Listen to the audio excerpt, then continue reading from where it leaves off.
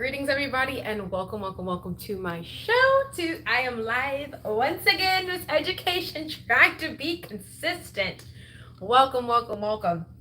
So today, what our title is: Why is raising kids so costly? Or is raising kids really genuinely costly, or is it just a societal thing? Okay, so we're going to be digging into that, and then our main question we're really going to be reviewing today is: if the most important lessons in life are free, why do we spend so much raising kids? Okay, so we're gonna kind of unpack a little bit of this. This might be actually a two-parter or maybe even a three-parter because there's a lot of different things I want to go into in little rabbit holes. So let's go ahead and get started. All right, so basically this idea came to my mind simply because when I go through my TikTok, if I go to my Facebook, if I go through all my social media sites, even one-on-one conversations with other mothers and other friends of mine who are parents and so forth, it's always like, oh my gosh, these kids are so expensive. Oh my goodness, like we have to budget for like a birthday party. We have to budget for a big trip, etc., etc.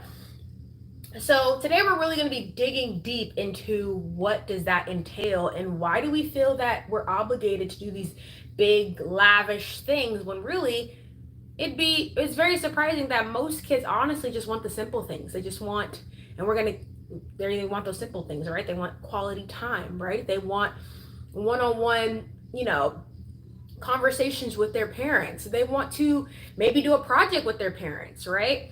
So we're going to be going and getting into that. All right. So number one. So the pressure to provide versus being present. That's what we're going to talk about first. And before I even go into that, hi, greetings. My name is Miss Education, aka Miss Asia. Okay. And I am a former educator who turned stay-at-home mom. And now I am a helper and hopefully an advocate for parents out there to help with home education. All right. So with this question, I have over 10 years of teaching experience. I'm actually trying to get all that together here on YouTube to kind of organize some resources and some things to help parents out there. So if that kind of resonates with you, go ahead and join the community. And yeah. So here we go. So in the chat, so if you're here, hi Allison, hello Luca, welcome, greetings guys. So I want to ask you guys in the chat, especially those that are present right now, or even, if you're watching this on the replay or later on, go ahead and answer this maybe in the comments. So what's one thing you want to pass down to your child that money can't buy? All right, so if you have a child or children, what's one thing you want to pass on to your child that money cannot buy? And go. All right, what's one thing you want to pass on to your child that money cannot buy? I'll go ahead and answer this question. One thing I want to pass down to my child that money cannot buy is tradition, okay? And so when I say tradition, I mean like just little things that I kind of low-key make up that kind of help our family come together. I've been really thinking and really brainstorming about this.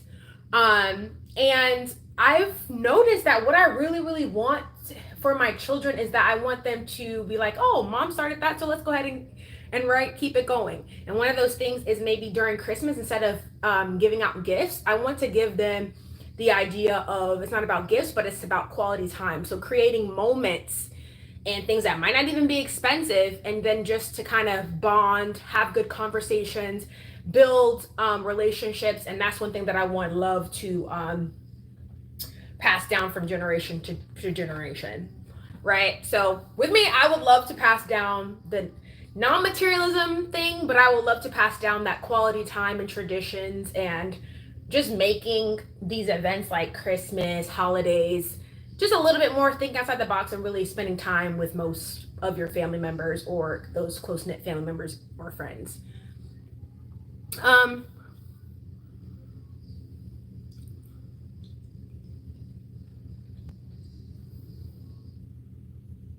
Okay, so you're saying, okay, that's pretty cool, Lily. All right, to passing down. Right, so with that, I don't even know how you would do that for if you want your parents to pass down something. All right, so Lucas, what we're or people that are joining, what we're talking about is what's one thing you want to pass on to your child that money can't buy. So we're kind of talking about quality over quantity when it comes to passing down things to your children that are not necessarily tangible, right? And our overarching question is, if the most important lessons in life are free, why do we spend so much money raising kids, right? So if the most important things in life are free, why do we spend so much money, or maybe even pressured to spend so much money on our kids? All right. So let me go ahead and get into the talking points now. So, so this segment of this part is going to be the pressure to provide versus being present.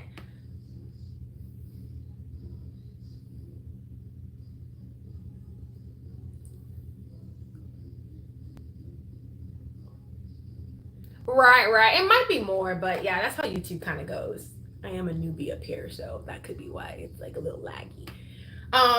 But yeah, so we're gonna go ahead and go into like what's one thing you want to pass down to your child that money can't buy. So again, if it's something that maybe someone gave to you, that I've seen a lot of people in the chat, they're saying things that maybe their grandmother passed down to them, and technically you didn't buy it, so hey, I mean, you're still going by the question. But my main focus is like, okay, so what are some things that you can pass down that you can't buy, or that you can't necessarily monetarily get, right? And so we're going to get into our next point, which is the pressure to provide versus being present. So modern parents feel they must work more to give more, but kids often want us and not stuff. Okay. So there's oftentimes this pressure where, if you notice, like a lot of parents, they have decided, especially in our society in America, I'm saying, speaking from America's point of view, that a lot of people will sacrifice time with their children, raising them, to kind of do a 9-to-5, which of course is obviously needed, but is it all the money that you're getting and all that time and all that work that you're putting into your job, is that worth technically stepping back away from raising your kids, right? Is that worth all of that, right? So we're going to kind of get into that conversation. And so the societal message is that more money equals better parenting. But is that true? Right? Do you notice that maybe the well-off family, does it seem like that their children are more stable? Or do you see just as many problems as someone who may be of poverty class than someone who's in middle class or higher middle class, or even rich, right? So money doesn't always solve those problems. What really solves those problems is the quality time and the actual indentation of what a good parent is, right? So real life example. So parents working 2 jobs, missing dinner, missing games and school events. I know I talked to my friend not too long ago, and she said, yes, both of her parents worked all the time. Like, she barely ever saw her parents. She was the one cooking dinner for her younger siblings. And then what happens is, especially when parents kind of abdicate their parental responsibility, what ends up happening is that if they have other children, especially older children, they end up taking care of the kid and parenting the kid instead, right? So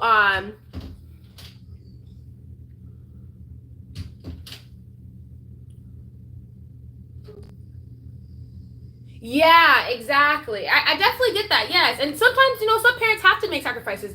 I can resonate with you, Lily. She said that her father is in the military. My father was also in the military as well. And yes, I barely saw him. But a lot of times, some things that he would kind of make up for him being absent, or for him having to go to deployment, etc., would be to buy a bunch of different things, right? So that was always a thing.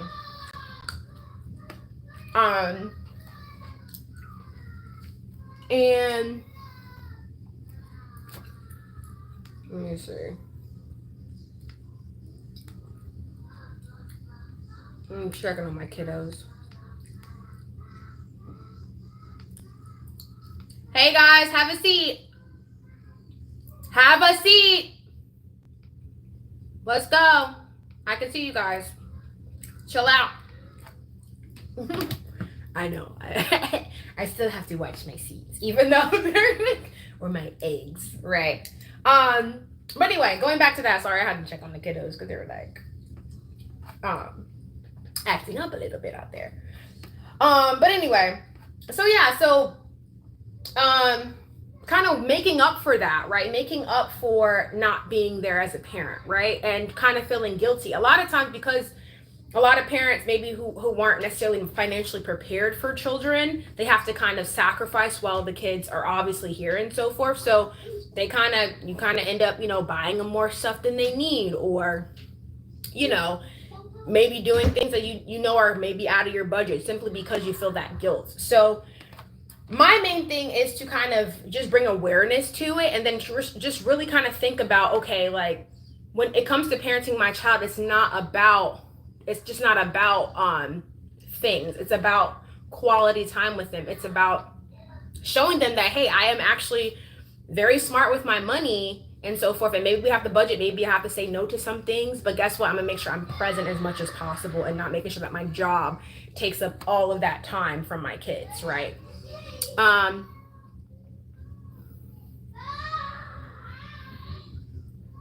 Right. And that some things like that does happen, Lily. So I definitely understand that. Right. And I guess parents, they do the best they can, but I mean, the main thing is for us to learn from these things. And if you notice that you're not as present as your child, this is a great time to kind of, auto correct and be like, you know what are some things that I can focus on that are not tangible, that's going to still make my child just an amazing overall human being? And what are some things that I can do now where I can up the quality time with them, even though I may be working, right? Or should you sacrifice a couple extra hours because maybe you don't need all the money? Maybe you just need to do part-time, right? Or maybe you and your spouse need to talk about, one of us got to stay home. I don't know. Everybody's situation is different. So I definitely understand that. And thank you so much for sharing, Lily. I appreciate that. You're really making me think here as I go. I appreciate it. All right. So then, of course, here's some other real life examples. Kids with iPads, Nike shoes, but are emotionally neglected. How many kids do y'all know that they be fresh, right? They have the nicest stuff. They always have the newest bike, the newest stuff, but then they all have, you figure out that, oh my gosh, they have like maybe behavior issues, or maybe they, you can tell they're emotionally neglected. You can tell that the parents are barely ever there, right? But they're constantly giving them things. All those things kind of weigh on a child's psyche, and then eventually those things cannot correct their behavior or how they're feeling about their parents, even though it might be nice in the moment, right? So just looking into that, and here's a few interesting stats I want to share. So according to the USDA, $310,000 is estimate of what it costs to raise a child to 18, according to the USDA Research Society, for the year 2022. So $310,605 is what the estimate is to raise a child, right? 60% of parents say that they feel they don't spend enough time with their kids. 60%, okay? Are you part of that 60%? I don't know, right? But that's really something big to think about. And what are some solutions to that? And then it says 1 in 4 kids say they rarely talk deeply with their parents. So a lot of times it's like it becomes a thing where you work so much that your child becomes a roommate, right? And y'all know how roommates are. You gotta just be like a high and by situation. Like everything's very much surface level. Everything is not deep, and it becomes problematic, right? So I want you guys to, again, think about that. The pressure to provide versus being present. Which one is important? Obviously, to provide is an important factor, but what are some things that we can put in place so that we could be more present, okay? And you could start really small, right? What I decided to do when I was actually working, right, and I had my kids here, was I made sure there was nothing, when I came home, I didn't do nothing else but be with my kids, right? Nothing else. Like, so if I had like little meetings that I could skip, or if there was other things that my job was trying to pull me away from my kids outside of them working hours that were not required, I had to be like, nah, I decline that party. Can I bring my kids? If I can't bring my kids, no, right? So just making those boundaries, setting those boundaries, and be like, hey, if I'm going to work, guess what? I'm going to be with my kids just as much time, right? If you're working 8 hours, I would say maybe try to put in 2 to 4 hours, right? I know, and I understand like it's a hard thing to like work and then come home to the kids and be exhausted. I've definitely been there. But at the end of the day, your kids need you, and your kids need to be guided, and your kids need time with you. So that's just one solution to that problem, right? Slowly scaffolding and slowly spending more time with your kids if you are a working parent. And, putting little activities aside, et cetera, seeing what they want to do, see what their interests are. Riding a bike. It could be something simple. Riding a bike, going to the park, things like that. All right, so let's go ahead and let's get into materialism versus true wealth. And I think we're going to stop here. After this section, we're going to stop there, and then, I'll probably do a part 2 next week. All right, so materialism versus true wealth. I think this is one thing that's honestly breaking a lot of parents' backs, okay? We have bought into the idea of things equal love, and that is so wrong. And we have to retrain our mind and retrain our thoughts to do that.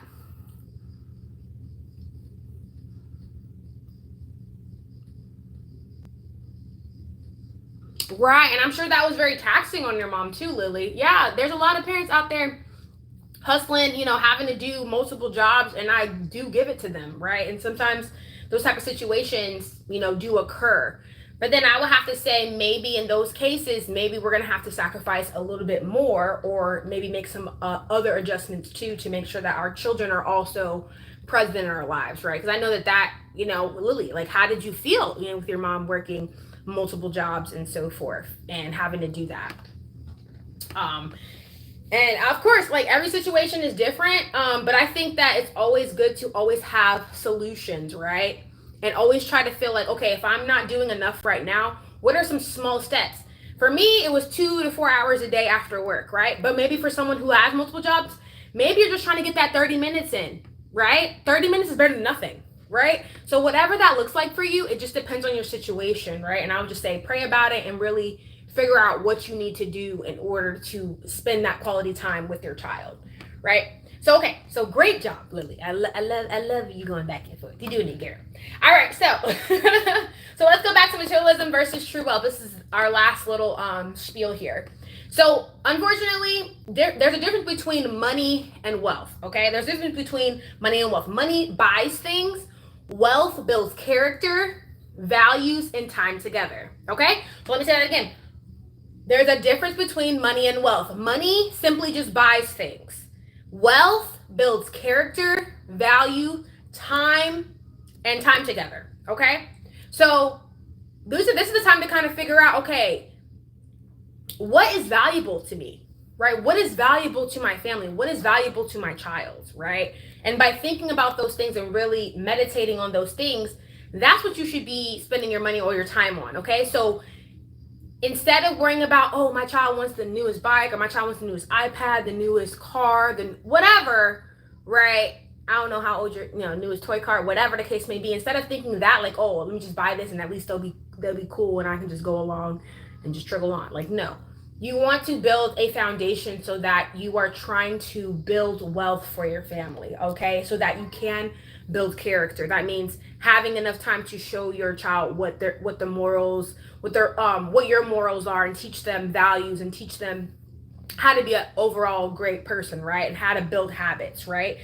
Or building time together, right? So as you're building time together, you're going to go through maybe problems and issues that your child will probably arise to you. Because guess what? The more and more time your child's going to spend with you, the more and more open they're going to be with you about their lives. And then that'll be a great time to just guide them right through it. So the rise of buying love. So let me go to the next point. So the rise of buying love in parenting, birthdays, holidays, and TikTok trends is becoming competitions, right? And it's kind of turning into this thing where who can outdo the next parent. It's like the keeping up with the Joneses mentality, but for families, right? Like, do we really need to take our kid and all of their friends to Disney World to try to show out for social media, right? Do we really need to, if we already know we're on a budget, do we really need to go over budget maybe 2, 3, 4, 5 times to make a point to their friends or make a point to our friends that, like, hey, I love my child so much, look at all the stuff I'm doing, okay? Because half the time, I'm not gonna lie, especially with my kids being toddlers and so forth, I'm just like, they're probably most likely, I don't even remember like my birthday parties when I was younger. You know what I'm saying? But I do remember my parents taking me to the park. You know what I'm saying? I do remember my dad taking me fishing, right? Or, us having a nice long conversation drive in the country, just talking about life. Like, kids also remember those type of moments, those quality moments. They're not gonna necessarily remember this big old, yeah, maybe they might remember it, but I mean, is it worth all of that? Especially to get in a financial bind over this like sacrificial spending that you might be doing as a parent? I don't think so, right? So it's like modern marketing targets parents' guilt. So think about it. If you're buying your kids a bunch of different things and toys and stuff like that, just make sure it's not coming from a place of guilt, right? Parent guilt. Give your child the best, aka expensive stuff, because you're guilty about not being there for them, or guilty because you have to work all the time, right? So this happens with a lot of parents, and I don't think a lot of parents really talk about it, but it is something that happens on a regular basis. So my next question is, so what's something your child loves that didn't cost a thing? All right, really think about that. So what's something your child loves that didn't cost a thing? All right, so for me, I would say one thing that my child loves that didn't cost a thing is for us to create art together. So my kids are really into art. They're really into like Play-Doh and activities and so forth. And so sitting down, just taking out 20 minutes, 30 minutes, when I bring out that Play-Doh, they're so excited. Or me just like pretend playing with them, like pretending like we're on an airplane or things like that. Just spending time with them and really just, being in their imagination world, because how my kids are like taller age, so they do a lot of imagination play and stuff. So, just participating in that. And they're like, hey, mom, I made you a burger. And I'm like, oh, it's so good. Thank you so much. Oh my goodness. Did you get my fries? And just playing along with them. They absolutely love it. So what's one thing, something your child loves that didn't cost a thing? Very good. Excellent. Yes. So just kind of, and of course, like I said, if you're watching this after it's been created and so forth, go ahead and put that in the comment. What's something your child loves that didn't cost a thing? So remember, for those of you guys, we're talking about materialism versus true wealth, right? So instead, I think now is the time to kind of back away from materialism, backing away from just buying your kid things, especially if you are a parent who is guilty buying, right? Or you're not present enough. You feel like you could be doing more, but instead you're like, I'm just gonna get them a bunch of stuff, right? Don't do that, okay? Try to kind of come up with a plan to create a scenario where you're living in true wealth, where you're able to help build your child's character, able to spend time with your child, and able to teach your child your values, right? And for me, what I'm doing right now to get to that point where we're working on true wealth is I'm very much budgeting, right? I'm living below my means, right? I am, for birthdays, holidays, etc., I am prioritizing quality time and creating great moments without necessarily having to rely on overspending or staying outside my budget, right? Because long term, I'm trying to be very much wealthy. I'm trying to be not rich. There's a difference between rich and wealth. Okay, basically, I'm trying to make sure that I can sustain this lifestyle well over when I'm older, right? And then my kids also can learn the same thing. So we're focusing on true wealth. We're focusing on being home as much as possible. So whatever that means for you, if that means you need to go maybe to a job that pays you more, right? So that you can split your time. You don't have to do part-time jobs. You can actually just do one good quality work job and then get off and then have enough time with your family. That could mean so many different things, right? But whatever you need to do as far as true wealth, go ahead and put that in place so that you can be there for your kid, okay? And don't let social media lie to you, okay? Just because they're like, oh, I'm doing this for my kid for their birthday. We spending $10,000 on the next Disneyland trip. We doing, trust me. And then the kids be acting up. They go on the trip, kids be acting up, out of pocket. There's all sorts of stuff that can indicate, oh, the parent's not there as much. Maybe they're not performing as well in school if they go to school, or they're just rude, right? Or they're very disclosed. They don't want to talk to nobody. Like, it just depends. So I would just say, try to untrain your mind and try to be there more present and try to kind of, if you aren't there yet, setting yourself up for true wealth. Budgeting, right?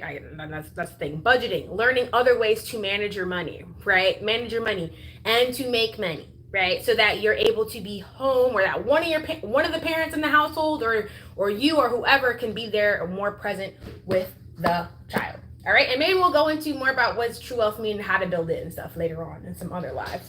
All right, but that concludes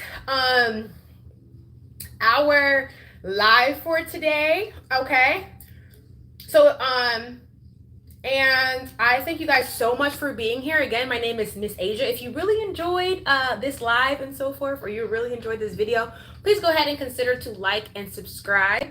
And I am up here 1 p.m. every Monday. I talk about different parental, how to be a better parent or a better home educator on these lives. So if that interests you and you want to improve your parenting skills, all right, go ahead and subscribe and be a part of the fam. All right. So thank you guys so much, and I will see you guys the next time. Bye-bye.